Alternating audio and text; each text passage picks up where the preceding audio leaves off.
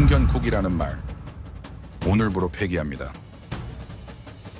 미국 교수의 이 발언에 하버드 강의실은 발칵 뒤집혔습니다. 학생 수백 명, 각국 엘리트들이 지켜보는 자리였죠. 미국은 5년, 일본은 30년, 유럽은 20년 동안 풀지 못한 문제가 있었습니다. 위기가 오면 누가 결정을 내리느냐는 질문이었죠. 한국이요? 말도 안 되죠. 일본 학생은 하품하며 조롱했습니다. 그런데 하루 단 24시간 만에 반전이 일어났는데요. 한국이 멈추는 순간 미중일이 동시에 흔들리는 조건이 드러난 겁니다. 더 충격적인 건 이게 우연이 아니고 이 구조를 한국이 의도적으로 만들었다는 점입니다. 이런 폭발적인 잠재력은 어디서 나온 걸까요?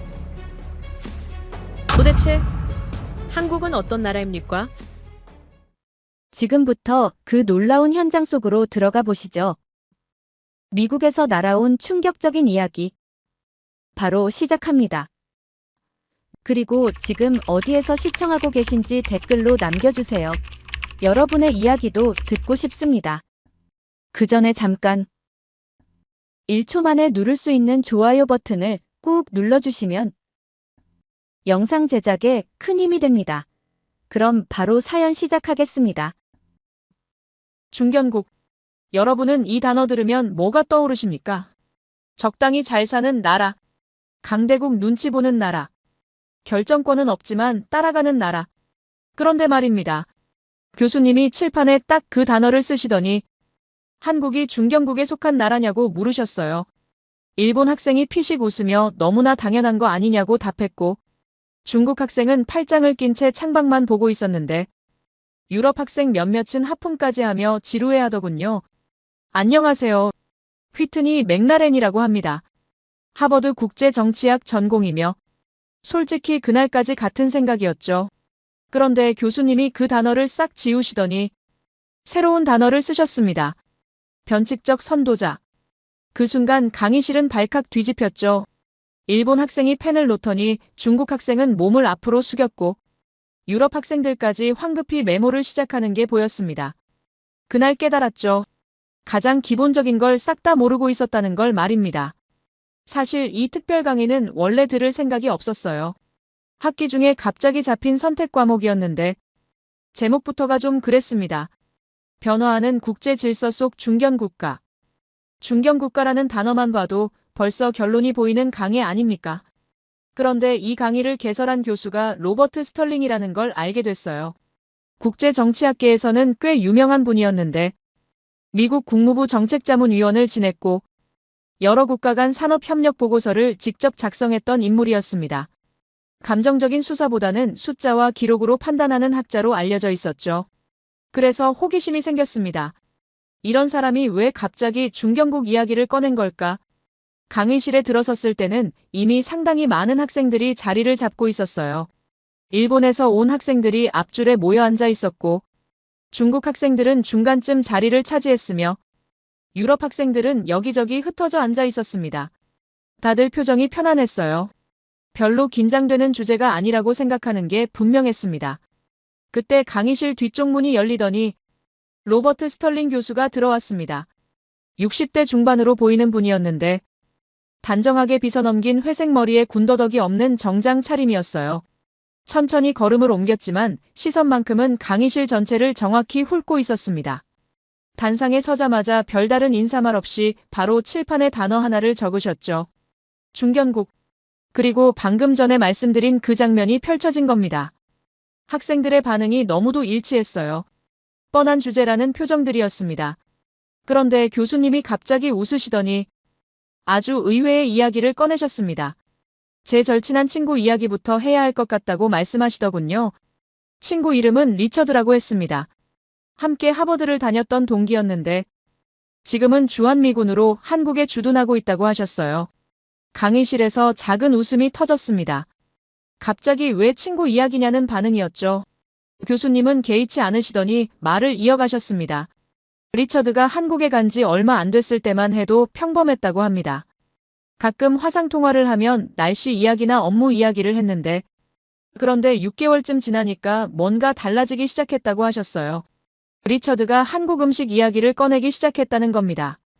처음엔 그냥 김치찌개가 맛있더라, 불고기가 괜찮더라 하는 수준이었는데 점점 이상해지기 시작했답니다. 어느 날은 새벽 2시에 전화가 왔다고 합니다.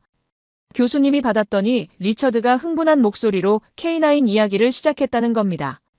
처음엔 개 이야기인 줄 알았답니다. 군견 프로그램이라도 새로 도입됐나 싶었는데 알고 보니 K9은 개가 아니라 자주포였어요. 한국에서 만든 무기였는데 리처드가 그걸 보고 완전히 넋이 나갔다고 합니다. 강의실에서 웃음이 더 커졌습니다. 무기 이야기를 새벽 2시에 한다는 게 좀 웃긴 상황이었으니까요. 교수님은 계속 말씀하셨습니다. 그 이후로 리처드는 한국 이야기만 했다고 합니다. 한국 기술, 한국 문화, 한국 사람들. 마치 한국 홍보대사라도 된 것처럼 매일 그 이야기만 쏟아냈답니다. 교수님은 처음엔 그냥 웃으며 들었다고 하셨어요. 친구가 새로운 나라에서 신기한 걸 많이 보니까 그러려니 했다는 겁니다. 그런데 1년쯤 지나니까 이건 단순한 신기함이 아니라는 걸 느꼈다고 합니다. 리처드가 보내온 사진들이 심상치 않았답니다.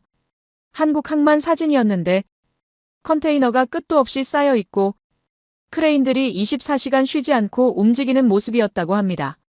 리처드가 말하길 이 항구가 하루만 멈춰도 전 세계가 흔들린다고 했답니다. 교수님은 그때부터 의심이 들기 시작했다고 하셨어요.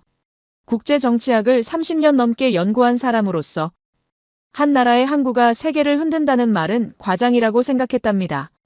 그런 위치에 있는 나라는 손에 꼽히니까요. 미국, 중국, 독일 정도. 한국이 거기 포함된다는 건 좀 믿기 어려웠다고 합니다. 그래서 교수님이 직접 확인하기로 했답니다. 리처드가 보낸 자료들을 하나하나 검토하기 시작했고 데이터를 찾아보고 보고서를 읽어보고 그래프를 그려보기 시작했다고 합니다. 그리고 충격을 받았답니다. 교수님이 여기서 잠시 말을 멈추셨어요. 강의실이 조용해졌습니다. 아까와는 다른 침묵이었어요.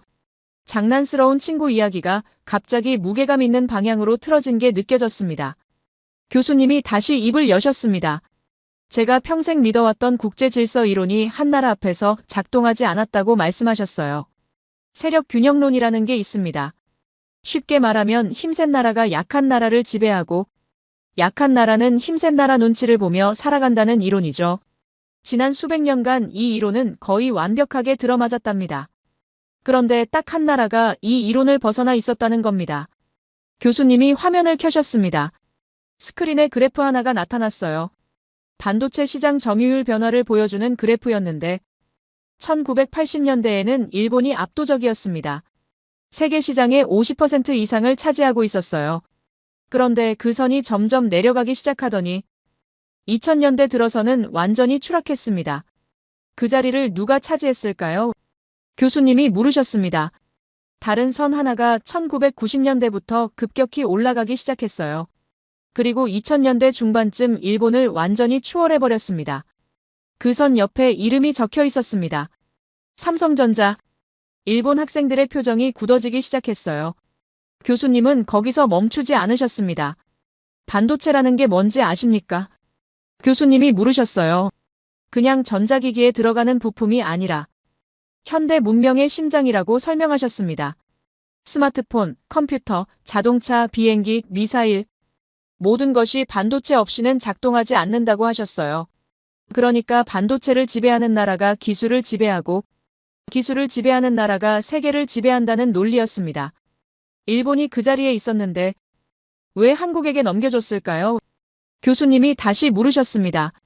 기술이 부족해서일까요? 아닙니다. 일본은 끝까지 잘 만들었답니다. 품질도 좋았고 정밀도도 높았다고 합니다.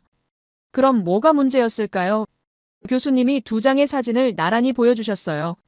하나는 일본 반도체 기업 회의실 사진이었고 다른 하나는 같은 시기 삼성 내부 사진이었습니다. 일본 쪽 사진에는 사람이 정말 많았어요. 여러 기업 대표들, 정부 관계자들, 연구소 사람들이 커다란 테이블에 빼곡히 앉아있는 모습이었습니다. 교수님이 설명하시길 일본은 중요한 결정을 내릴 때 모든 이해관계자가 모여서 합의를 해야 했다고 합니다. 그게 일본 문화였고 일본 시스템이었다는 겁니다. 문제는 반도체 산업이 그런 식으로 못 움직인다는 거였어요. 반도체는 속도의 산업이라고 교수님이 강조하셨습니다.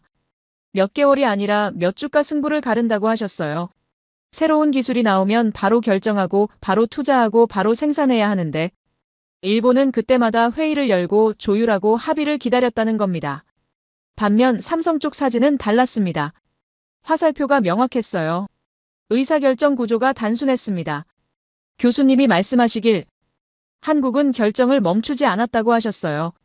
회의보다 실행이 먼저였고 합의보다 속도가 우선이었다는 겁니다.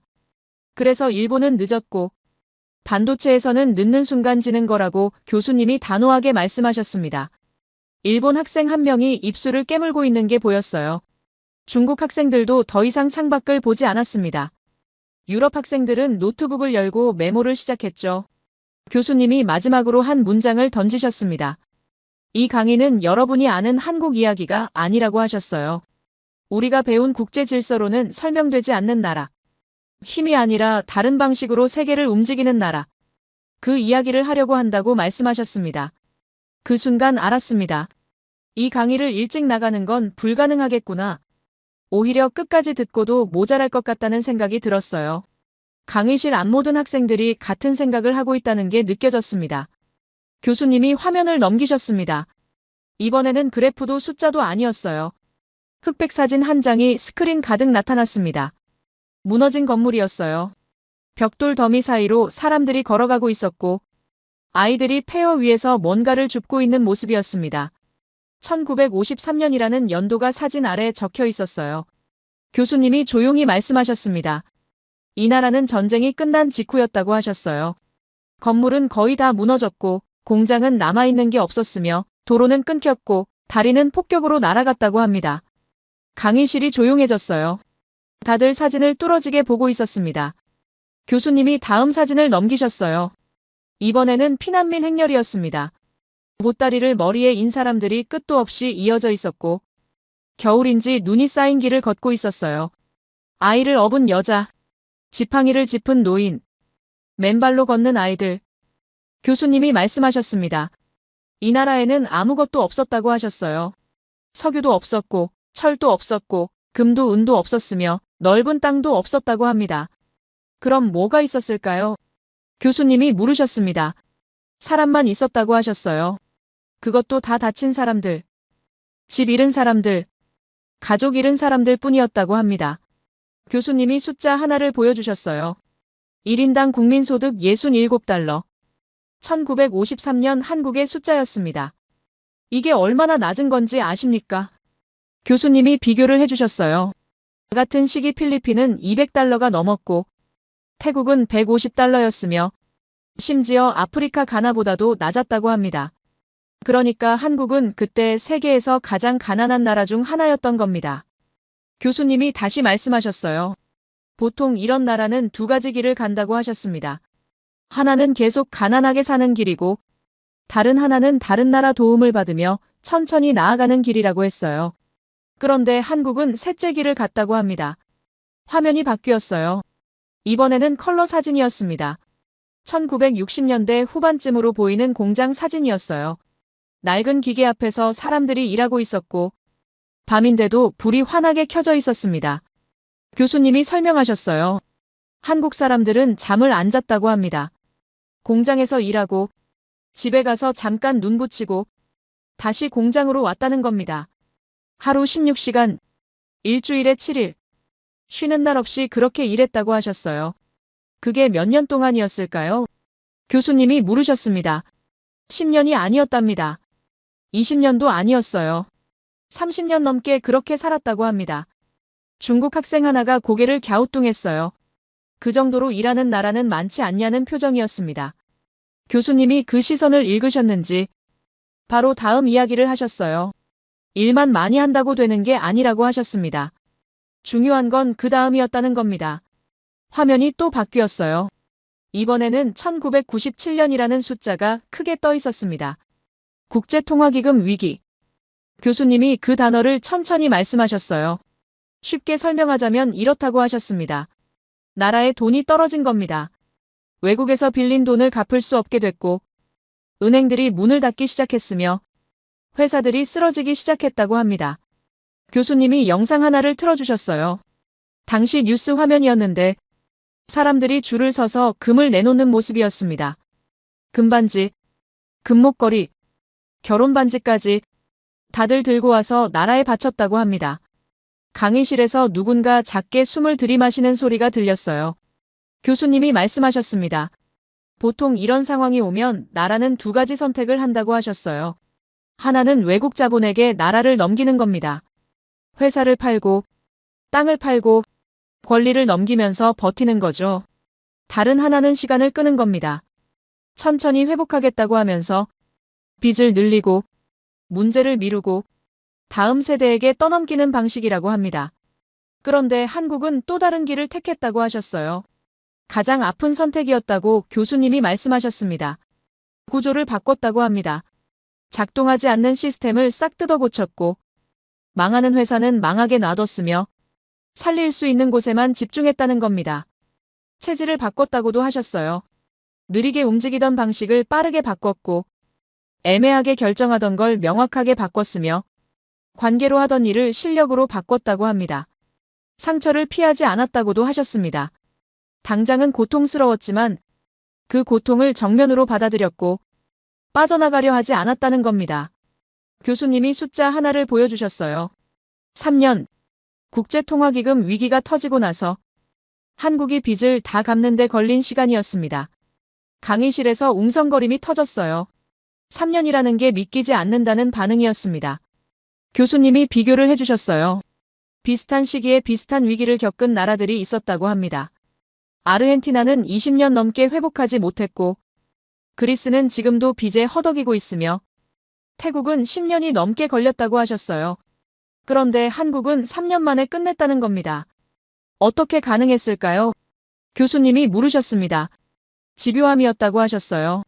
한국 사람들은 포기를 모른다고 교수님이 설명하셨습니다. 문제가 생기면 도망가는 게 아니라 정면으로 부딪혀서 해결할 때까지 놓지 않는다는 겁니다. 안 되면 밤을 새우고, 그래도 안 되면 방법을 바꾸고, 그래도 안 되면 사람을 더 투입하고, 결국엔 해내고 만다는 거였어요.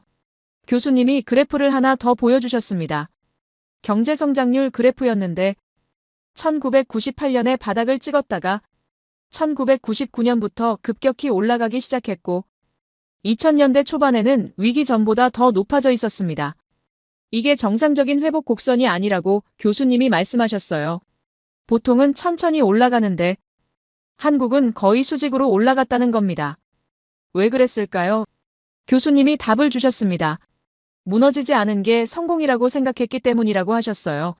다른 나라들은 위기가 오면 일단 버티는데 집중하고 합니다. 더 나빠지지만 않으면 된다. 그렇게 생각한다는 거죠. 그런데 한국은 달랐다고 합니다. 버티는 게 목표가 아니라 다시 일어서는 게 목표였다는 겁니다. 그래서 위기 속에서도 투자를 멈추지 않았고 개발을 계속했으며 다음 단계를 준비했다고 하셨어요. 교수님이 마지막 사진을 보여주셨습니다. 2000년대 초반 서울 야경이었어요. 고층 빌딩들이 불을 밝히고 있었고 강 위로 다리들이 환하게 빛나고 있었습니다. 50년 전 폐허였던 곳이 맞냐고 교수님이 물으셨습니다. 믿기 어렵지만 같은 장소라고 하셨어요. 그리고 이렇게 말씀하셨습니다.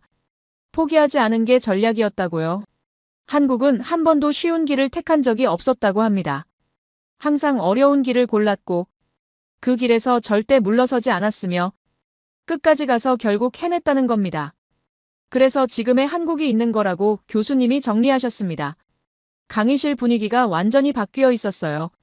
아까 하품하던 유럽 학생들은 이제 고개를 끄덕이고 있었고 창밖 보던 중국 학생은 화면을 뚫어지게 보고 있었으며 일본 학생들은 아무 말도 하지 않고 있었습니다. 그때까지만 해도 몰랐어요. 이게 시작일 뿐이라는 걸요. 교수님이 보여주실 이야기는 이제 겨우 서론이 끝난 거였습니다. 교수님이 잠시 물을 마시셨어요. 그리고 강의실을 천천히 둘러보시더니 질문 하나를 던지셨습니다. 위기가 오면 누가 먼저 결정을 내릴까요? 일본 학생이 망설임 없이 대답했습니다. 이미 정해진 순서가 있지 않냐고 말했어요.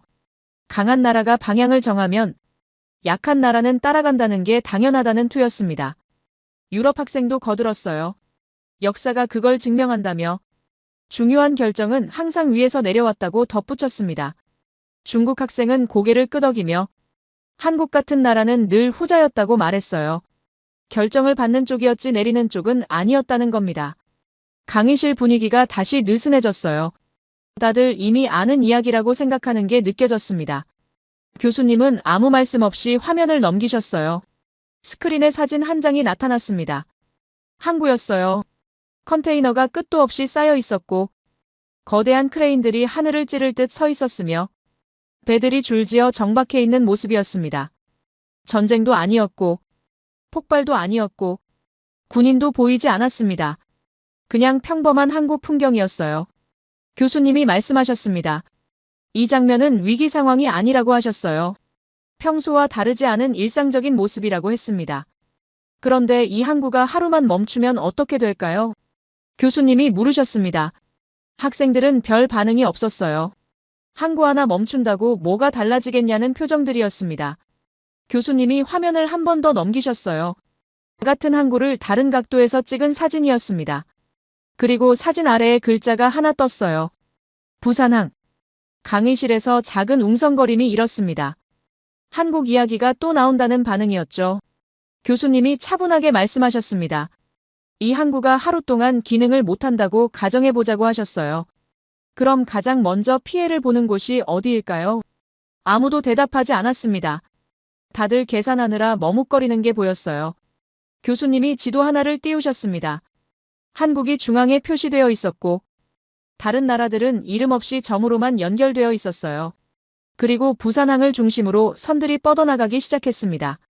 일본으로, 중국으로, 미국으로, 유럽으로, 동남아시아로 수십 개의 선이 거미줄처럼 퍼져나갔습니다. 교수님이 설명하셨어요. 이 선들은 수출 경로가 아니라고 하셨습니다. 군사 동맹도 아니고 무역 협정도 아니라고 했어요. 그럼 뭘까요? 공급망이라고 하셨습니다. 공급망이 뭔지 아십니까? 교수님이 물으셨어요. 쉽게 설명하자면 이렇다고 하셨습니다. 휴대폰 하나를 만든다고 생각해보라고 했어요. 화면, 배터리, 카메라, 칩, 케이스. 이 모든 부품이 각각 다른 나라에서 만들어진다는 겁니다. 한국에서 화면을 만들고, 일본에서 카메라 부품을 만들고, 대만에서 칩을 조립하고, 중국에서 최종 제품을 완성한다는 거죠. 그러니까 한 나라가 멈추면 전체가 멈춘다는 겁니다. 마치 자동차 엔진 같다고 교수님이 비유하셨어요. 나사 하나만 빠져도 차 전체가 안 움직이는 것처럼 부품 하나가 안 오면 공장 전체가 멈춘다는 겁니다. 그래서 공급망이라는 게 물건이 만들어지는 전 과정을 연결하는 사슬이라고 이해하면 된다고 하셨어요. 교수님이 다시 지도를 가리키셨습니다.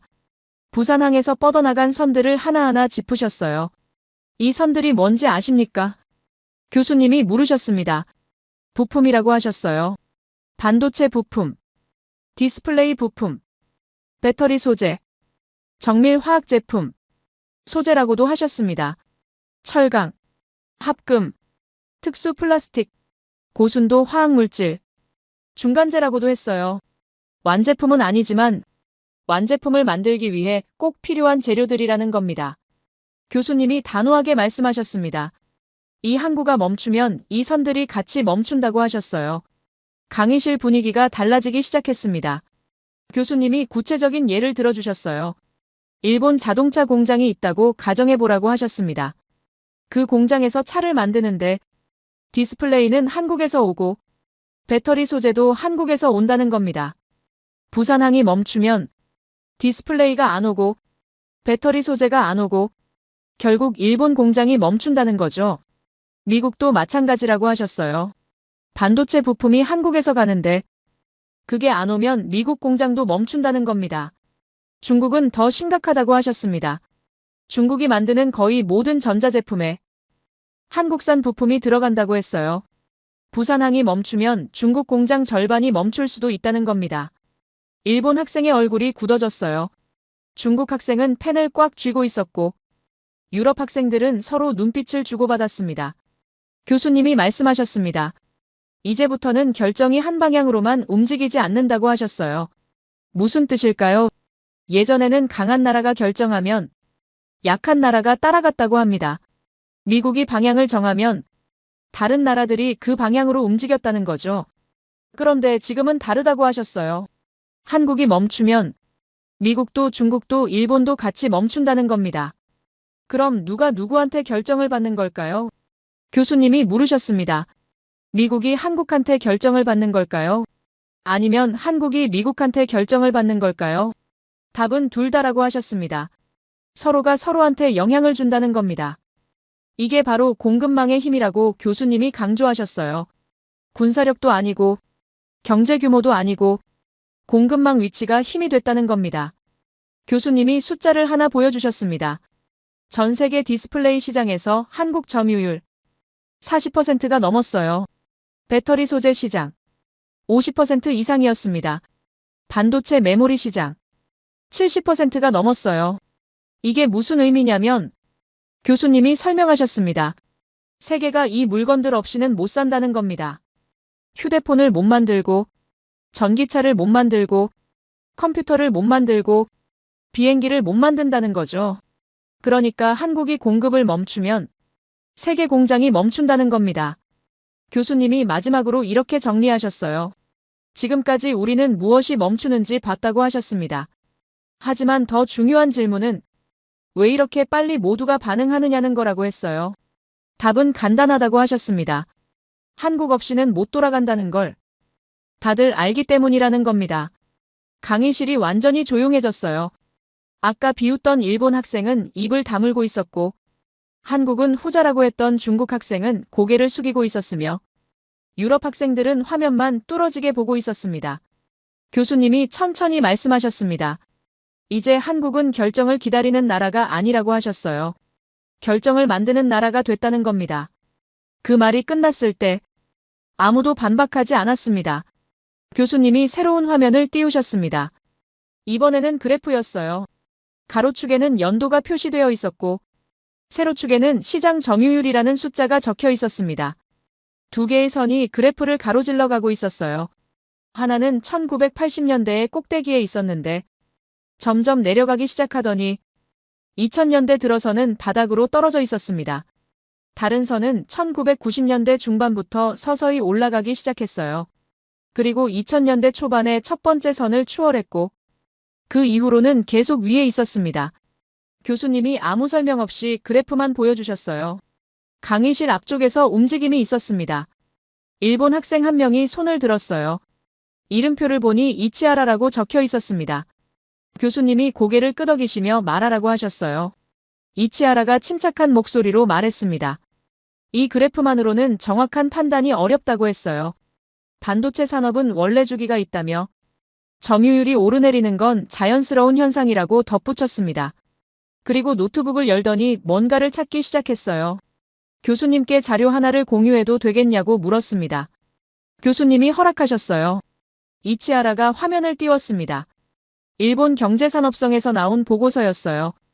2020년 자료였는데 일본 반도체 기업들의 기술 경쟁력 평가가 담겨 있었습니다. 이치하라가 설명했습니다. 일본은 여전히 핵심 소재 기술에서 세계 1위라고 했어요.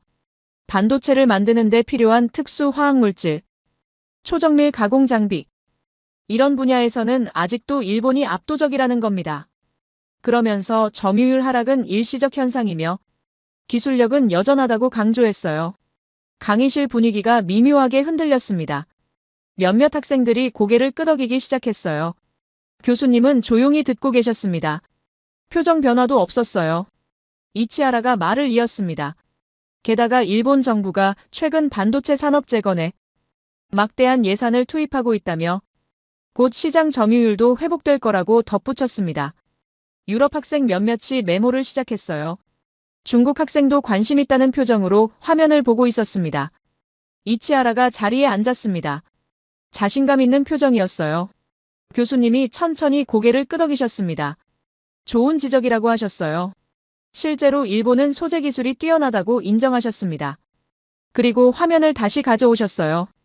아까 그 그래프였는데 이번엔 시간축이 더 길어져 있었습니다. 1980년부터 2024년까지 거의 45년치 데이터였어요.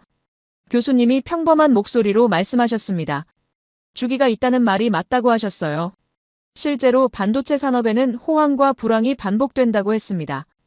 그런데 이 그래프를 보시면 교수님이 그래프를 가리키셨어요. 일본선이 내려간 건 1990년대 초반부터였습니다. 그 이후로 지금까지 35년이 지났어요. 그런데 한 번도 올라간 적이 없었습니다. 주기라고 하기엔 너무 길지 않냐고 교수님이 물으셨습니다. 이치하라의 표정이 굳어졌어요. 교수님이 계속 말씀하셨습니다. 되돌아가지 않았다고 하셨어요. 35년 동안 한 번도요. 강의실이 조용해졌습니다.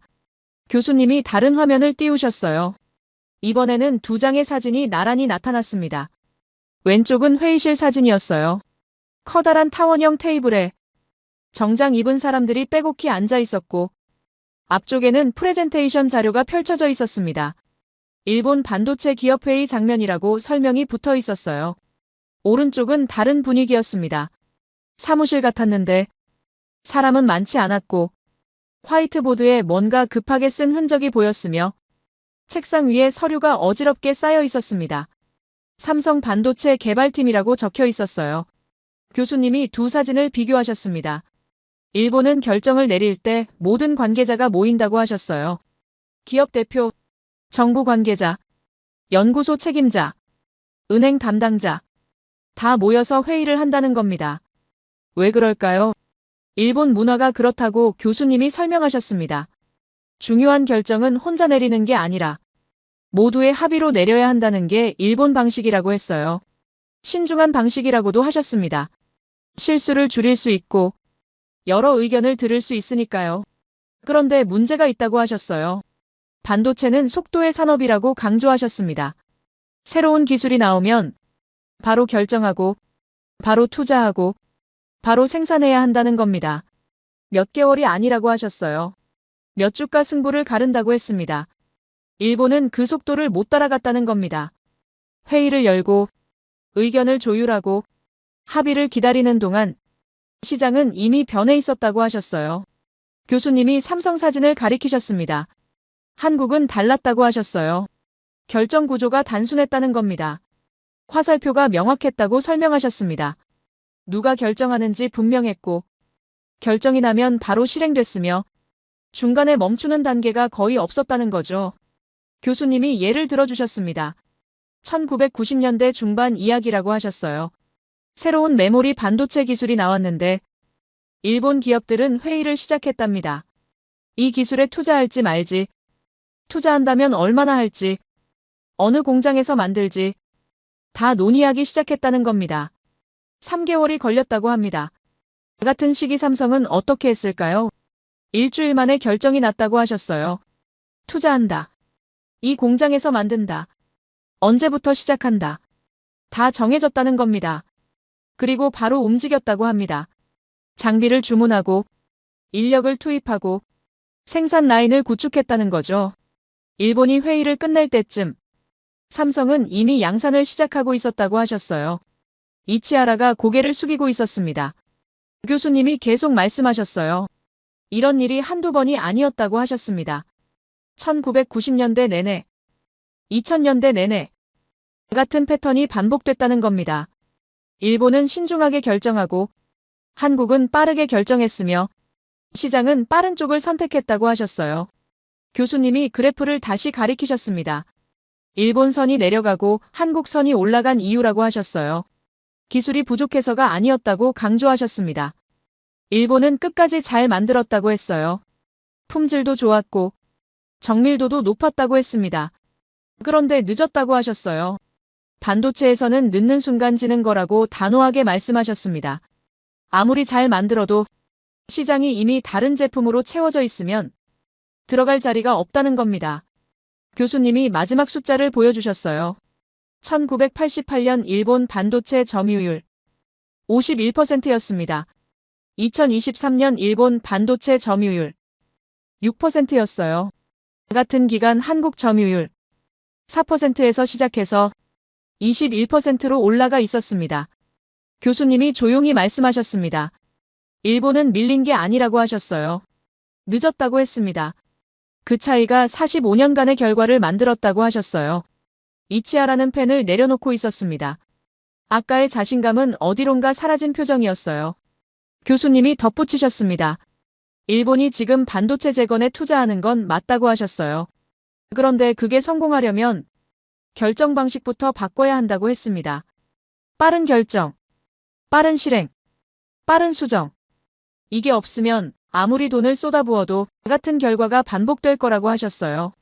강의실이 무거운 침묵에 잠겼습니다.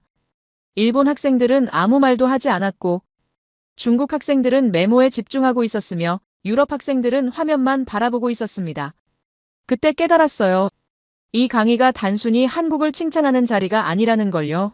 세계 질서가 어떻게 바뀌는지, 왜 바뀌는지 그 구조를 보여주는 자리라는 걸 말입니다. 교수님이 잠시 휴식을 제안하셨습니다. 10분 정도 쉬었다 오라고 하셨어요. 학생들이 자리에서 일어났지만 아무도 강의실 밖으로 나가지 않았습니다. 다들 화면에 남아있는 그래프를 보거나 옆 사람과 조용히 이야기를 나누고 있었어요. 10분이 지나고 다시 자리에 앉았을 때 강의실 분위기가 처음과는 완전히 달라져 있었습니다. 아까처럼 여유롭거나 무관심한 표정은 없었어요. 교수님이 새로운 화면을 띄우셨습니다. 거대한 선박의 옆모습이었어요. 스크린을 가득 채울 만큼 큰 배였는데 길이가 어마어마했고 갑판 위에 컨테이너가 수천 개 쌓여 있었습니다. 교수님이 물으셨어요. 이게 뭔지 아십니까? 컨테이너선이라고 누군가 대답했습니다. 맞다고 하셨어요. 그런데 이게 그냥 화물선이 아니라고 하셨습니다. 교수님이 설명하셨어요. 이런 배 한 척이 한 번 운항할 때 2만 개가 넘는 컨테이너를 싣고 간다고 하셨습니다. 그 안에 뭐가 들어있을까요? 옷, 신발, 전자제품, 자동차 부품, 식품, 의약품. 셀 수 없이 많은 물건들이 들어있다고 하셨어요. 그러니까 이 배 한 척이 멈추면 수만 개의 물건이 목적지에 도착하지 못한다는 겁니다. 그런데 문제는 따로 있다고 하셨어요. 이런 배를 만드는 나라가 몇 개나 될까요? 교수님이 물으셨습니다. 중국이요. 누군가 대답했습니다. 맞다고 하셨어요. 그런데 중국만 있는 건 아니라고 했습니다. 한국이라고 교수님이 말씀하셨어요. 그리고 일본도 조금 만든다고 덧붙이셨습니다. 하지만 숫자로 보면 한국과 중국이 압도적이라고 하셨습니다. 교수님이 통계를 보여주셨어요. 2023년 기준 전 세계 선박 발주량에서 한국이 차지하는 비율이 40%가 넘었습니다. 특히 액화천 연가스 운반선이라는 특수한 배는 한국이 70% 이상을 만들고 있었어요. 왜 이게 중요할까요? 교수님이 다시 물으셨습니다. 조선이 단순한 산업이 아니기 때문이라고 하셨어요. 이제 조선은 전쟁 준비라고 단호하게 말씀하셨습니다. 강의실이 긴장되기 시작했어요. 교수님이 두 개의 국기를 나란히 띄우셨습니다. 미국 성조기, 중국 오성홍기. 두 나라가 지금 같은 계산을 하고 있다고 하셨어요. 만약 지금 충돌이 발생한다면 누가 가장 먼저 움직일 수 있느냐는 계산이라고 했습니다. 전쟁이 터지면 군함이 필요하고 보급선이 필요하고 수송선이 필요한데 그걸 빠르게 만들 수 있는 나라가 이긴다는 겁니다. 중국 학생 하나가 표정이 굳어지는 게 보였어요. 교수님이 계속 말씀하셨습니다. 미국은 동맹을 관리하려 했고 중국은 고립을 피하려 했다고 하셨어요. 그런데 둘 다 같은 결론에 도달했다고 합니다. 한국을 놓칠 수 없다는 결론이었어요. 왜 그럴까요? 한국이 배를 만드는 속도가 압도적이기 때문이라고 하셨습니다. 다른 나라는 3년 걸리는 배를 한국은 1년 반 만에 만든다는 겁니다. 품질도 좋고 가격도 합리적이며 무엇보다 약속을 지킨다고 하셨어요. 납기일을 정하면 그날에 맞춰서 배를 인도한다는 겁니다. 교수님이 강조하셨어요. 전쟁 준비에서 가장 중요한 게 뭔지 아십니까? 예측 가능성이라고 하셨습니다. 3년 뒤에 배가 올지 안 올지 모르는 나라와 정확히 1년 반 뒤에 배가 온다고 확신할 수 있는 나라. 어느 쪽을 선택하겠습니까? 답은 명확하다고 하셨어요. 그래서 미국도 중국도 한국을 함부로 대하지 않는다고 하셨습니다. 압박하지도 않고 몰아붙이지도 않으며 대신 확인한다고 했어요. 이 나라가 위기 상황에서 어떤 선택을 하는지, 누구 편에 서는지 그걸 조심스럽게 관찰한다는 겁니다. 교수님이 마지막으로 이렇게 정리하셨어요. 이 경쟁에서 한국을 놓치는 쪽은 패권 경쟁에서 속도를 잃게 된다고 하셨습니다. 그 말이 끝났을 때 중국 학생들은 아무 말도 하지 않았고 미국 학생들도 고개를 끄덕이고 있었습니다. 교수님이 화면을 바꾸셨어요. 이번에는 사막이었습니다. 밤 풍경이었는데 훈련 장면 같았어요. 교수님이 말씀하셨습니다. 이제 실제 사례 하나를 보여드리겠다고 하셨어요. 영상이 재생되기 시작했습니다. 드넓은 바다가 보였고 해안가에 뭔가 일렬로 늘어서 있었어요. 자세히 보니 포였습니다. 자주포라고 화면에 설명이 떴어요. K9이라는 이름도 함께 적혀 있었습니다. K9이 뭔지 아십니까? 교수님이 물으셨습니다.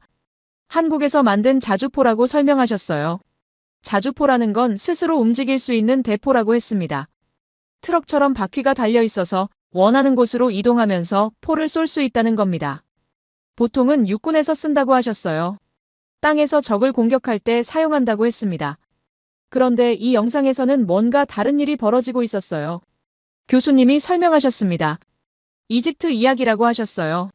이집트가 한국에 K9을 사고 싶다고 연락을 해왔는데 조건이 하나 있었다고 합니다. 자주포를 해안포로 쓸 수 있느냐는 조건이었어요. 강의실에서 웃음이 터졌습니다. 말이 안 되는 요청이라는 반응이었죠. 교수님도 웃으시며 말씀하셨어요. 한국 기업 담당자도 처음엔 당황했다고 하셨습니다. 해안포라는 건 바다를 향해 쏘는 포인데 자주포는 땅을 향해 쏘는 포니까요. 그런데 더 황당한 조건이 있었다고 합니다. 이동하고 있는 표적을 맞춰야 한다는 조건이었어요. 그러니까 바다 위에서 움직이는 배를 육지에서 쏴서 맞춰야 한다는 겁니다. 교수님이 설명하셨어요. 이게 왜 어려운지 아십니까? 자주포는 하늘을 향해 쏩니다. 포탄이 포물선을 그리며 날아가서 땅에 떨어지면서 터지는 방식이라고 하셨어요. 그런데 바다 위의 배는 계속 움직이니까 포탄이 날아가는 동안 배가 이미 다른 곳으로 가 있다는 겁니다. 게다가 파도 때문에 배가 위아래로 흔들리고 바람도 불고 거리도 수십 킬로미터나 되니까 계산이 엄청나게 복잡하다고 하셨어요. 그래서 보통은 불가능하다고 본다고 했습니다. 그런데 한국 기업이 뭐라고 대답했을까요? 해보겠다고 했답니다.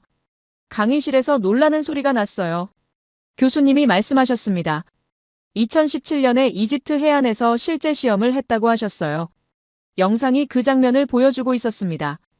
K9 여러 대가 해안가에 도열해 있었고 저 멀리 바다에는 작은 표적함이 보였어요. 그 배가 천천히 움직이고 있었습니다.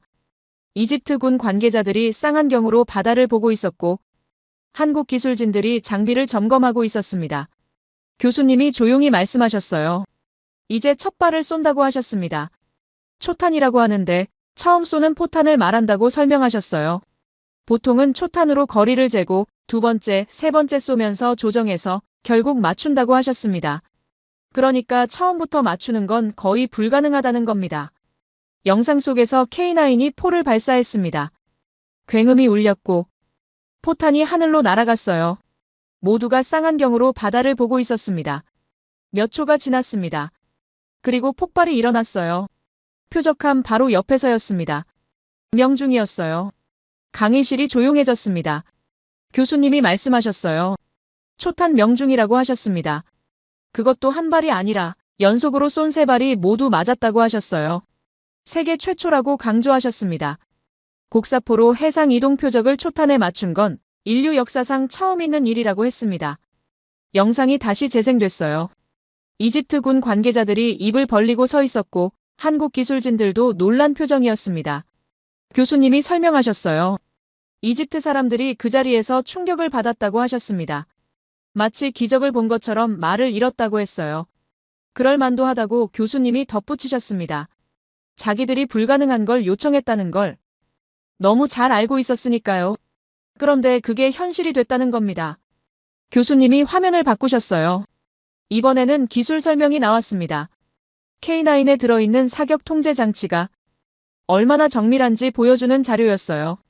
바람의 세기, 바람의 방향, 기온, 습도, 지구 자전, 표적의 속도, 표적의 방향. 이 모든 걸 0.1초 만에 계산해서 포를 정확한 각도로 조정한다고 설명되어 있었습니다. 교수님이 말씀하셨어요. 이게 한국 기술의 특징이라고 하셨습니다. 정밀하다는 겁니다. 한치의 오차도 없이 계산대로 작동한다고 했어요.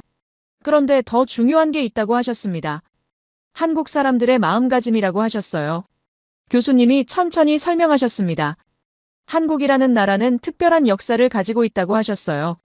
전쟁을 겪었고 폐허에서 시작했고 여러 번 무너질 뻔했는데 그때마다 일어섰다고 했습니다. 왜 그럴 수 있었을까요? 나라가 망하면 안 된다는 마음 때문이라고 하셨어요.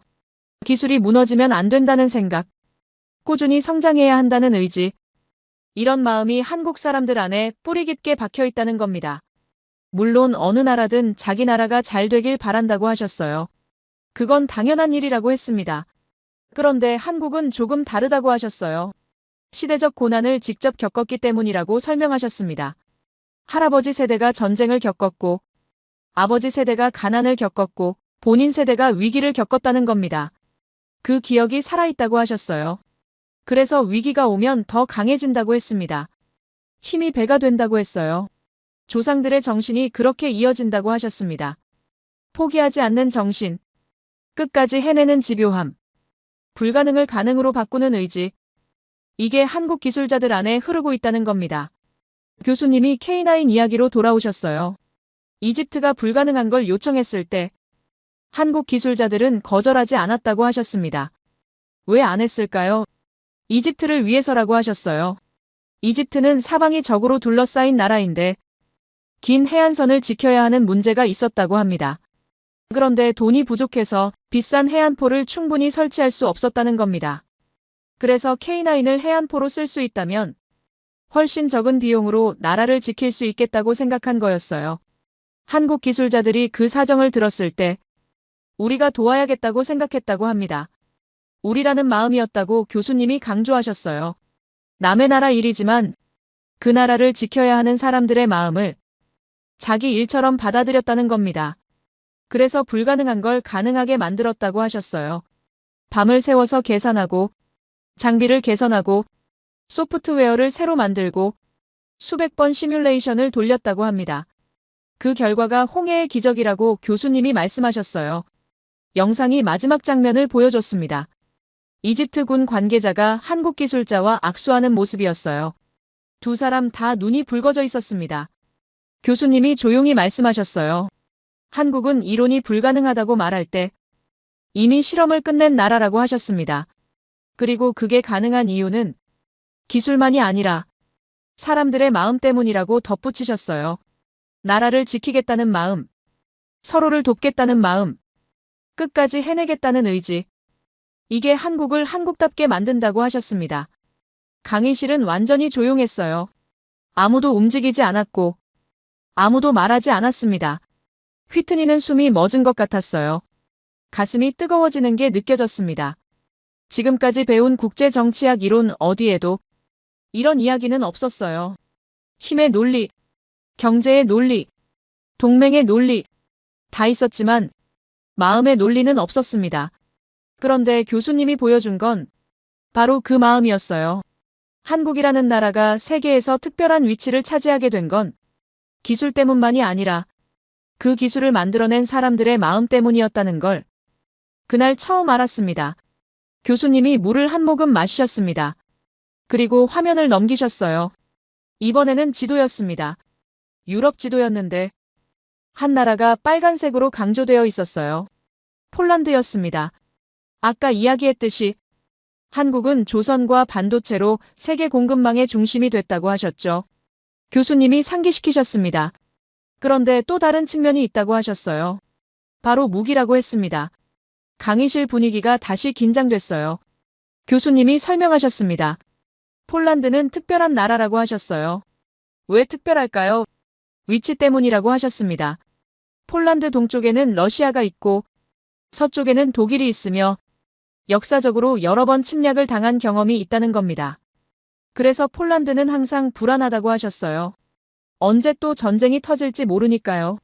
그런 폴란드가 나토라는 조직에 가입되어 있다고 하셨습니다. 나토가 뭔지 아십니까? 교수님이 물으셨어요. 쉽게 설명하자면 군사동맹이라고 하셨습니다. 북대서양 조약기구라는 긴 이름인데 간단히 말하면 유럽과 미국이 함께 만든 방위 조직이라고 했어요. 한 나라가 공격받으면 모든 회원국이 함께 싸운다는 약속이라고 설명하셨습니다. 그러니까 폴란드가 공격받으면 미국도 독일도 프랑스도 다 같이 나선다는 거죠. 그래서 폴란드는 비교적 안전하다고 느낄 수 있었다고 하셨어요. 그런데 2022년에 상황이 바뀌었다고 합니다. 교수님이 연도를 강조하셨어요. 그 해에 큰 전쟁이 유럽에서 터졌다고 하셨습니다. 폴란드 바로 옆 나라에서요. 폴란드 사람들이 갑자기 깨달았다고 합니다. 전쟁이 남의 일이 아니라는 걸요. 그래서 폴란드 정부가 급하게 움직이기 시작했다고 하셨어요. 무기를 사야겠다고 결정한 겁니다. 그런데 어느 나라 무기를 살 것인가? 교수님이 물으셨습니다. 폴란드는 나토 회원국이니까 당연히 미국이나 독일 무기를 살 거라고 생각하기 쉽다고 하셨어요. 실제로 폴란드가 처음엔 그쪽으로 알아봤다고 합니다. 그런데 문제가 있었다고 하셨어요. 시간이었다고 합니다. 미국 무기를 주문하면 인도까지 3년에서 5년이 걸린다고 했어요. 독일도 비슷했다고 합니다. 폴란드 입장에서는 그렇게 오래 기다릴 수 없었다는 겁니다. 지금 당장 전쟁이 터질 수도 있는데 5년 뒤에 무기가 온다는 게 말이 되냐는 거죠. 그래서 폴란드가 조건을 바꿨다고 하셨어요. 최고 사양이 아니어도 된다. 하지만 지금 당장 쓸 수 있어야 한다. 이게 새로운 조건이었다고 합니다. 교수님이 화면을 넘기셨어요. 계약서 사진이 나타났습니다. 폴란드와 한국 사이의 무기 계약서였어요. 금액이 적혀 있었는데 숫자가 어마어마했습니다. 교수님이 설명하셨습니다. 폴란드가 한국에서 전차를 사기로 했다고 하셨어요. K2 흑표라는 이름의 전차였는데 수백 대를 주문했다고 합니다. 자주포도 샀다고 하셨어요. 아까 봤던 K9이었습니다. 이것도 수백 대였어요. 전투기까지 사기로 했다고 하셨습니다. 왜 폴란드가 한국을 선택했을까요? 교수님이 물으셨습니다. 4가지 이유가 있었다고 하셨어요. 첫째는 속도라고 했습니다. 한국은 빠르게 만들어서 빠르게 보낸다는 겁니다. 주문하고 1년 안에 첫 물량이 도착한다고 하셨어요. 둘째는 신뢰라고 했습니다. 한국 무기는 이미 실전에서 검증됐다는 겁니다. 중동에서 실제로 사용됐고 성능이 확인됐다고 하셨어요. 셋째는 유지라고 했습니다. 무기는 사서 끝이 아니라 고장나면 고쳐야 하고 부품도 교체해야 하는데 한국은 그걸 현장에서 바로바로 해준다는 겁니다. 넷째는 연속성이라고 했습니다. 한국은 공급을 끊지 않는다는 거예요. 계속 만들고 계속 보낸다고 하셨습니다. 교수님이 강조하셨어요. 이 4가지가 전쟁 준비에서는 가장 중요하다고 하셨습니다. 아무리 좋은 무기라도 5년 뒤에 오면 소용없고 고장났는데 부품이 6개월 뒤에 오면 쓸모없으며 실전에서 써본 적 없으면 믿을 수 없다는 겁니다. 그래서 폴란드는 한국을 선택했다고 하셨어요. 교수님이 지도를 다시 띄우셨습니다. 이번에는 중동 지도였어요. 여러 나라가 표시되어 있었는데 사우디아라비아, 아랍에미리트, 이집트 다 한국 무기를 샀거나 사려고 하는 나라들이었습니다. 교수님이 설명하셨어요. 중동 국가들은 무기를 전시용으로 사지 않는다고 하셨습니다. 실제로 쓴다는 겁니다. 그리고 고장나면 바로 고친다고 했어요. 왜냐하면 중동은 언제든 전쟁이 터질 수 있는 곳이니까요. 그래서 중동 국가들의 무기 선택 기준이 아주 까다롭다고 하셨습니다. 실전에서 써봤는지, 고장이 자주 나는지, 부품을 빨리 구할 수 있는지 다 확인한다는 겁니다. 그런 중동 국가들이 한국 무기를 선택하고 있다고 하셨어요. 왜 그럴까요? 교수님이 답을 주셨습니다. 한국 무기가 실전에서 검증됐기 때문이라고 하셨어요. 실제로 전쟁터에서 사용됐고 제대로 작동했으며 고장도 적었다는 게 확인됐다는 겁니다. 그리고 무엇보다 한국 기술자들이 현장에 와서 직접 도와준다고 하셨어요. 교수님이 강조하셨습니다. 이게 정말 중요하다고 하셨어요. 무기를 팔고 끝내는 게 아니라 그 무기가 제대로 쓰일 때까지 책임진다는 겁니다.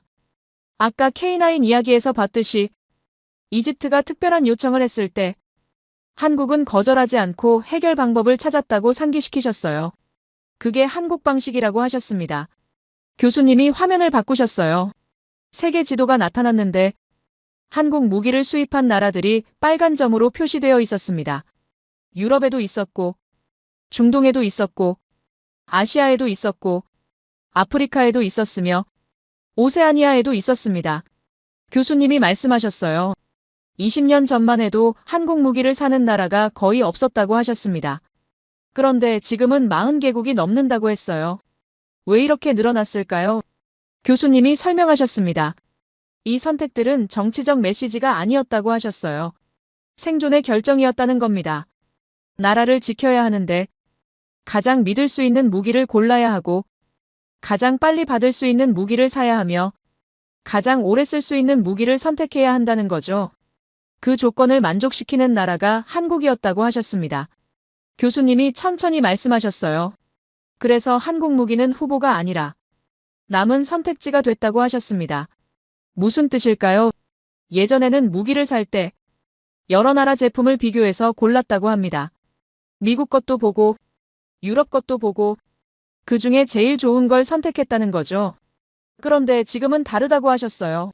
시간이 없으니까 빨리 줄 수 있는 나라가 한국밖에 없고 신뢰할 수 있는 나라도 한국이니까 선택지가 하나뿐이라는 겁니다. 교수님이 덧붙이셨습니다. 실제로 아시아에서 일어나는 변화가 이걸 증명한다고 하셨어요. 20년 전까지만 해도 아시아의 중심은 중국과 일본이었다고 합니다. 기술도 그쪽이 앞섰고 경제 규모도 컸으며 다른 나라들이 중국이나 일본과 파트너가 되고 싶어 했다는 거죠. 그런데 지금은 점차 한국 쪽으로 무게 중심이 옮겨가고 있다고 하셨어요. 특히 실제로 협력할 파트너를 고를 때 유럽 나라보다 한국을 선호하는 경우가 늘어나고 있다고 합니다. 왜 그럴까요? 한국은 약속을 지키기 때문이라고 하셨어요. 납기일을 정하면 그날에 맞춰 보내고 품질을 약속하면 그 품질을 유지하며 문제가 생기면 즉시 해결한다는 겁니다. 그게 신뢰라고 교수님이 정리하셨습니다. 신뢰는 하루아침에 만들어지지 않는다고 하셨어요. 수십 년 동안 약속을 지켜야 그제야 신뢰가 쌓인다고 했습니다. 한국은 그걸 해냈다고 하셨어요. 그래서 지금 세계 여러 나라가 한국을 파트너로 선택하고 있다는 겁니다. 무기만이 아니라고 하셨어요.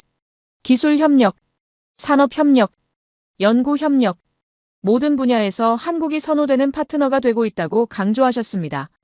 교수님이 화면을 내리셨어요. 그리고 학생들을 바라보셨습니다. 지금까지 우리는 한국이 무엇을 했는지 봤다고 하셨어요. 반도체를 만들고, 배를 만들고, 무기를 만들었다고 했습니다. 그런데 더 중요한 건 어떻게 만들었느냐라고 하셨어요. 빠르게, 정확하게, 약속대로 이 세 가지가 한국을 특별하게 만들었다고 정리하셨습니다. 강의실은 조용했지만 긴장감이 흐르고 있었어요. 이제 마지막이 남았다는 게 느껴졌습니다. 교수님이 하고 싶은 이야기의 핵심이 아직 나오지 않았다는 것도요. 교수님이 조명을 조금 낮추셨습니다. 강의실이 은은하게 어두워졌어요. 단상 중앙으로 천천히 걸어가시더니 칠판을 향해 서셨습니다. 분필을 드시더니 단어 하나를 쓰셨어요. 압박, 그리고 조금 떨어진 곳에 또 하나를 쓰셨습니다. 망치, 두 단어 사이에 선을 하나 그으셨어요. 길고 곧은 선이었습니다. 교수님이 그 선을 가리키며 말씀하셨어요. 한국은 이 선 위에 계속 서 있다고 하셨습니다. 무슨 뜻일까요? 교수님이 설명하셨습니다. 강대국이 약한 나라를 다루는 방법은 두 가지라고 하셨어요. 하나는 압박이라고 했습니다. 관세를 올리거나 기술을 막거나 경제 제재를 가하면서 굴복시키는 방식이라고 설명하셨어요. 다른 하나는 방치라고 했습니다. 신경 쓰지 않고 내버려 두고 알아서 무너지게 만드는 방식이라고 하셨어요. 보통은 이 두 가지 중 하나가 먹힌다고 합니다. 그런데 한국은 둘 다 안 먹힌다고 하셨어요. 압박하면 어떻게 될까요? 교수님이 물으셨습니다. 버틴다고 하셨어요. 꺾이지 않고 포기하지 않고 오히려 더 강해진다는 겁니다. 아까 봤던 국제통화기금 위기 때가 그랬다고 상기시키셨어요. 가장 힘든 순간에 가장 아픈 선택을 하면서 결국 일어섰다고 했습니다. 그럼 방치하면 어떻게 될까요? 사라지지 않는다고 하셨어요. 혼자서라도 계속 발전하고 기술을 키우고 시장을 넓힌다는 겁니다. 그래서 강대국 입장에서는 한국이 다루기 어렵다고 하셨습니다.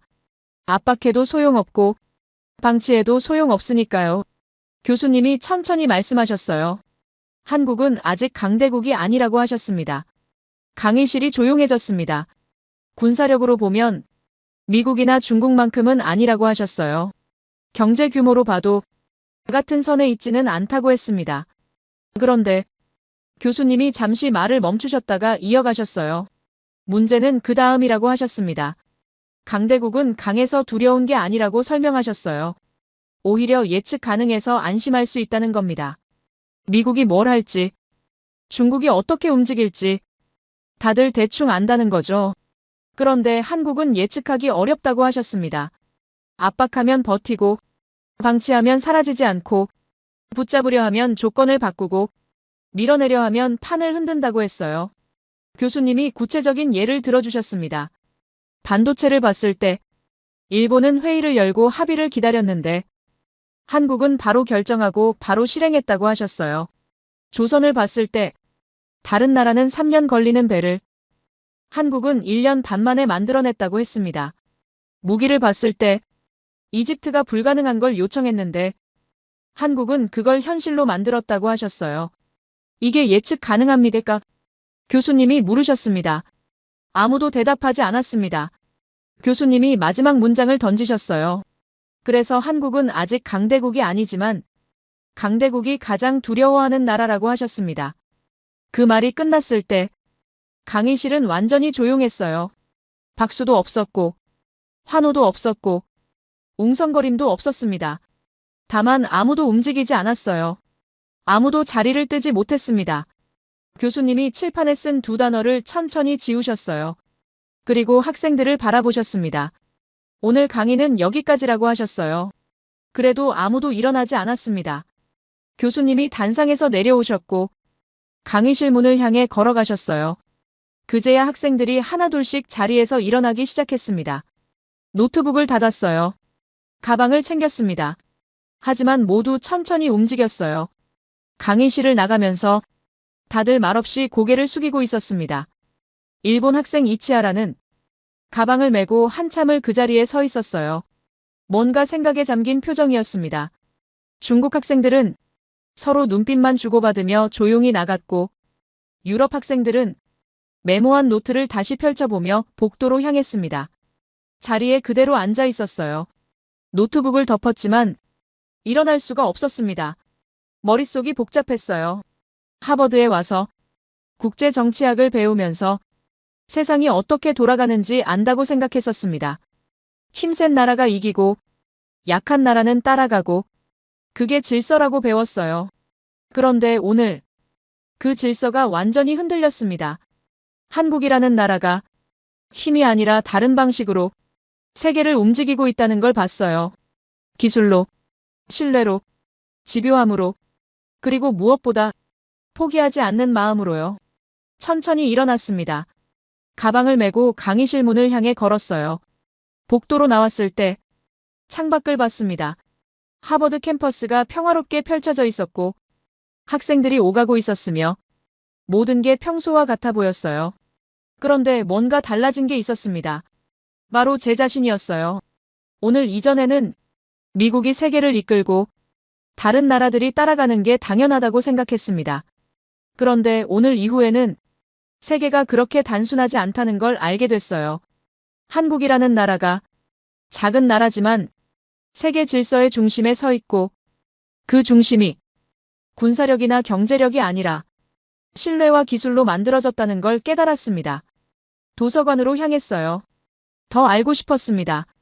한국이 어떻게 반도체 기술을 키웠는지, 어떻게 조선 산업을 세계 최고로 만들었는지, 어떻게 무기 수출 강국이 됐는지 더 깊이 공부하고 싶었어요.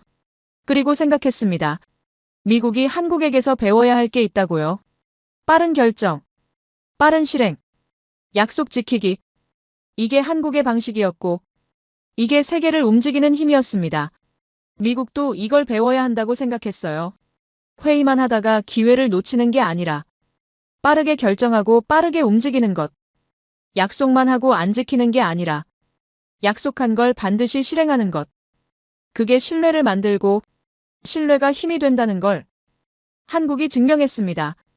또 생각했어요. 세계가 한국을 제대로 봐야 한다고요. 더 이상 작은 나라, 중견국, 그런 틀에 가두면 안 된다고 생각했습니다.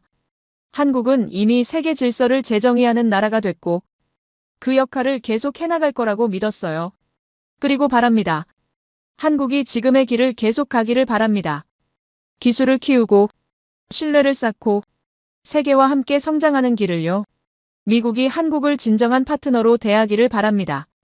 명령하거나 압박하는 관계가 아니라 서로 배우고 함께 나아가는 관계를요. 세계가 한국의 가치를 인정하기를 바랍니다. 힘이 아니라 신뢰로, 군사력이 아니라 기술로 세계를 이끄는 나라가 있다는 걸요. 그리고 무엇보다 한국 사람들이 자부심을 가지기를 바랍니다. 폐허에서 시작해서 여러 번 무너질 뻔했지만 끝까지 일어선 그 역사를요. 반도체로, 조선으로, 무기로 세계를 움직이는 그 현재를요. 앞으로도 포기하지 않고 계속 앞으로 나아갈 그 미래를요. 도서관 계단에 앉았습니다. 노트북을 열었어요. 그리고 타이핑을 시작했습니다. 오늘 배운 것들을, 오늘 느낀 것들을, 오늘 깨달은 것들을 다 기록하고 싶었습니다. 언젠가 누군가에게 이야기할 날이 올 거라고 생각했어요. 한국이라는 나라가 어떻게 세계를 바꿨는지, 그리고 그 변화가 왜 중요한지. 하늘이 어두워지기 시작했습니다. 하루가 저물고 있었어요.